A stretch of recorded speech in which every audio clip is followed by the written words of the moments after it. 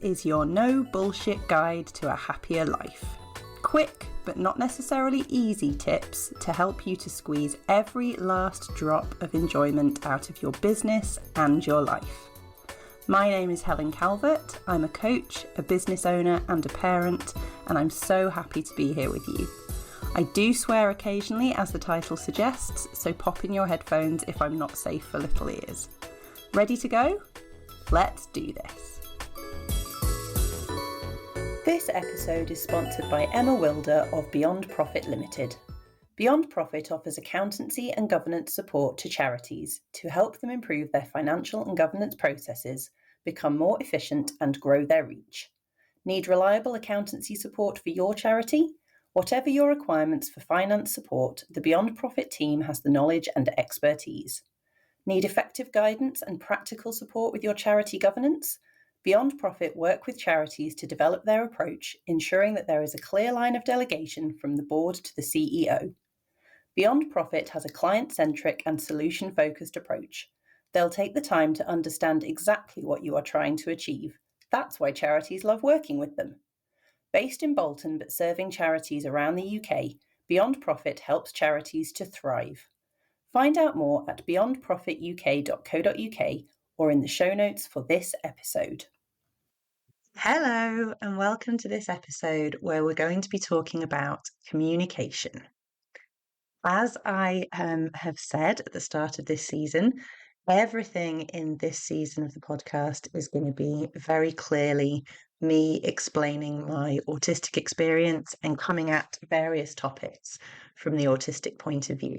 But I promise you it's going to be relevant to everybody because none of these things exist in a vacuum. And even if none of your family and friends are neurodivergent, I promise you that other people in your life are, and people you come across in your life are, people in the public eye and in politics are. So this is relevant to everyone. The reason I've chosen communication as the next thing to talk about is because I'm going through autistic burnout, and I'll explain a little bit more about that in a second. And so I was going to probably focus on the experience of that. But actually, my experience of that has been that communication is the biggest issue. So autistic burnout, very briefly, I have explained before in previous episodes, but autistic burnout is the exhaustion and burnout that comes from living in the world as an autistic person. So it's not the same as professional burnout, where you have worked too hard for too long, you've been under too much stress, you've burnt out. It is the cumulative exhaustion of navigating a world that doesn't make a great deal of sense and is constantly exhausting. And it's a particular problem if you don't realise that that's what's happening, because, of course, if you're neurodivergent, you have been the whole of your life. You may not have known that. I certainly didn't know until a few years ago. And so the way we live, the strategies we employ, they're just normal to us and we don't realise the toll that they're taking. And for me, it's all about communication. So there are lots of aspects to being neurodivergent. A lot of people have sensory issues. I do have some, but, I'm an adult living alone, running her own business. I have managed to strip out quite a few unpleasant sensory experiences from my life. So I only really notice those perhaps when I'm in a hospital setting and the monitors are beeping, and then I remember that there are certain noises I cannot cope with for even a second. But most of the time, I don't notice my sensory issues the way others do. But as I say, for me, communication is what it's all about. And a friend said to me the other day that something about being autistic was the result of having been misunderstood for the majority of our lives. And that really is the crux of it. You start out being misunderstood and therefore shouted at and ostracised as a child. And your emotions are displayed in ways that people don't expect or don't understand. And you very quickly learn that being misunderstood is horribly uncomfortable. So you're going to need to do something about it. And you can imagine that there are plenty of people out there who decide they're not going to communicate at all, or they're going to be very guarded, they're going to be very private, they're going to be very quiet, they're going to try and be invisible. I chose the opposite. As you can tell, I have a podcast. I chose the opposite from a very young age. Anyone who knew me at primary school will recognise this. I was always the one with their hand up. I was always the one with something to say. I was a chatterbox. That was the label I was given by my family. I was opinionated. I was precocious. I see this in my children because the more I could say, the more visible I could be, the more voice I had, the more ability I had to express myself, the more likely it was I would be understood. So I have always sought out ways to communicate. One of the reasons I started this podcast, I saw so many things from my coaching practice that I wanted to communicate with people. And this is the way I wanted to do it because it's important to me that things that are important to me get said and are understood by other people. And I work incredibly hard on being understood, which is why on a good day, I'm articulate, I'm a good writer, I'm a pretty good communicator, because it's always been vitally important to me that I make myself understood. Now, the problem is that in burnout, all my strategies and techniques for communicating become a lot more complicated and harder. But to begin with, before that happens, they become apparent because everything we do, especially if we've been doing it for 40 odd years, it's just habit. It's just who we are. And we don't realize it's even a thing until perhaps our ability to do it is taken away. In the same way that if you get an illness that restricts your mobility, you don't even think about getting out of bed or getting out of a chair or walking out of the front door until it's hard. And then it's, oh, wow, now I know which muscles I'm using to try and do that. Now I know what kind of energy it's taking. Now I know what it does to my breath, my bones, and my joints. You wouldn't have a clue about that if you just got up out of your chair every day. This is the same with communication. So I've realized that what I do when I communicate with people, and I'm talking about friends, family, conversation, I'm not talking about anything complicated, just conversation. Their input comes in to me, and I very carefully translate it. I very carefully go through it. I look at it from every angle, and I try to get the full sense of what they're saying. So straight away, people can tell me that I overthink things or I overanalyze. Yes, I do. I'm trying to get an extremely accurate understanding of what you're saying to me so I can fully understand what it is that you need from me. I will then think about the perfect response that completely meets your needs in that conversation. As you can imagine, on a good day, this makes me an incredibly good friend and a bloody good coach because I'm really thinking about what you need, what I understand that you need, and how I can help, how I can answer the question, how I can fully give you the instructions, how I can give the advice, how I can give my opinion, how I can properly show that I understand the joke, how I can show that I'm genuinely interested in what you're saying, whatever it is that you need from me, from however small an interaction. So I then craft what I hope is the perfect response. Then I have to translate that into a way that I know the other person will understand, depending on their brain type and what I know of them. And then I deliver it. And then I have to then wait for their response and hope that I've been fully understood and have met the brief. This is in every single conversational text message, face-to-face, email interaction. Every single one. And on a good day, I do this in a split second and I don't notice I'm doing it. On a bad day, when I am burnt out, that takes as much energy as you would imagine. And it's not achievable for me. Can't do it. I don't have that much energy. But it's completely unacceptable for me to be anything less than the perfect communicator, because then I might be misunderstood.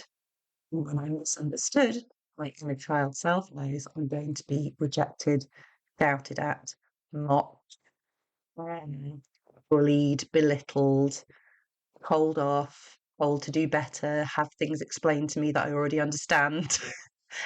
Myriad of uncomfortable things happen when you're misunderstood. So in burnout, I don't attempt to communicate imperfectly. I stop communicating at all. Now, that is a choice in the sense that I have said to people, I just can't communicate right now.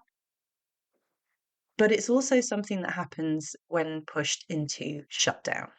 So if I tried to force myself and then I found myself getting misunderstood or getting confused or finding it difficult, that can push me into shutdown where I genuinely can't communicate, as in, I literally can't. It's not a choice that I don't want to, I can't. And people who know me extremely well may have seen me in this situation where I will say, I can't speak. They will see me trying to get words out. My mouth will be open, and then I will say, I'm really sorry, I can't speak.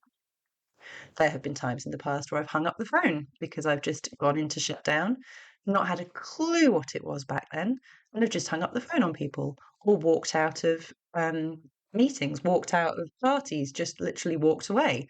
Now you can imagine how people respond to that because, of course, it's rude. And then you're in really big trouble. But I know now it's shut down. Now, this might really resonate with you. You might be thinking, oh my God, yes, this is my experience of neurodivergence. This is my life. This is so interesting. Amazing. Or you might be thinking, wow, okay, never experienced that. This is maybe interesting, maybe not, but I don't really see how it's relevant to me. It's very relevant because, especially in this day and age, the way we communicate globally, social media, the media, sound bites, politics, all kinds of stuff. How many people in your life, either actually in your life or on the TV or in the newspapers or on Instagram, whatever, are neurodivergent? How many of them have these struggles? How many people have you fallen out with because of a communication problem? Now, I promise you, I'm not suggesting that anyone should be given a pass. If I've hung up the phone on you, if I've walked away from you, if I've just put my hand up and said, I'm not doing this anymore and walked away from a discussion, that is not good behavior, right? Neither is it naughty behavior. It's autistic behavior, but it's not good behavior. And I don't expect anyone to go, oh, well, that's just happened. But what I do want is for us all to start understanding, because if we can all start taking things a lot less personally, then I think that would be helpful.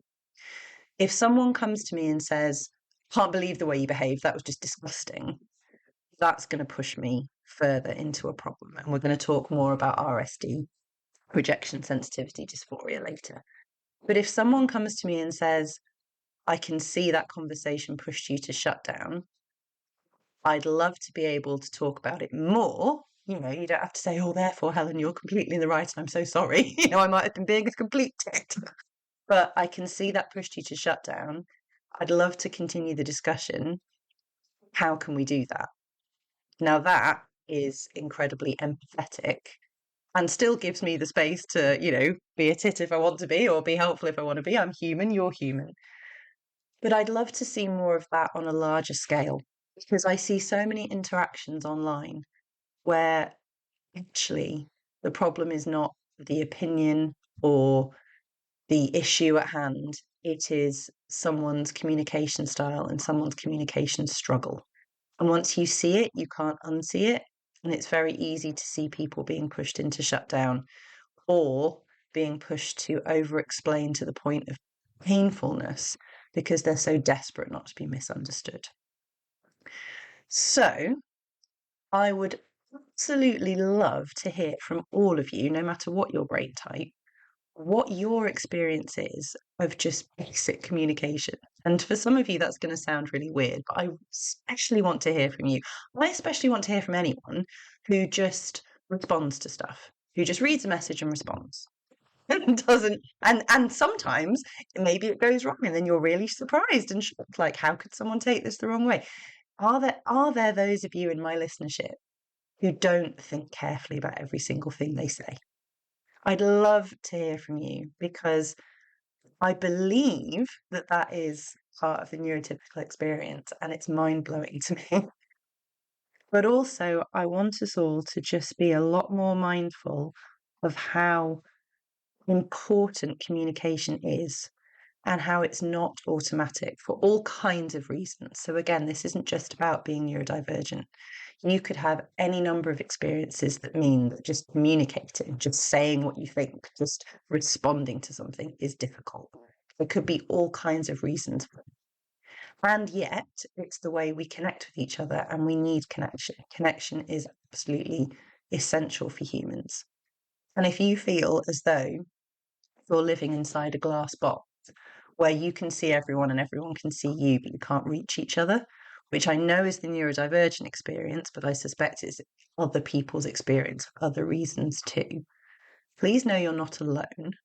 And please know that I would love to continue this discussion. But as I say, the most important takeaway for me is to start seeing people as imperfect communicators who are desperate not to be misunderstood. And maybe from that point of view, some behaviours which you found challenging and difficult and have taken personally and have felt rude, etc., might become a little bit easier to understand. And with empathy comes compassion, comes understanding, comes a better connected world. I would absolutely love to hear from you all. In the show notes, you'll find ways that you can get in touch with me.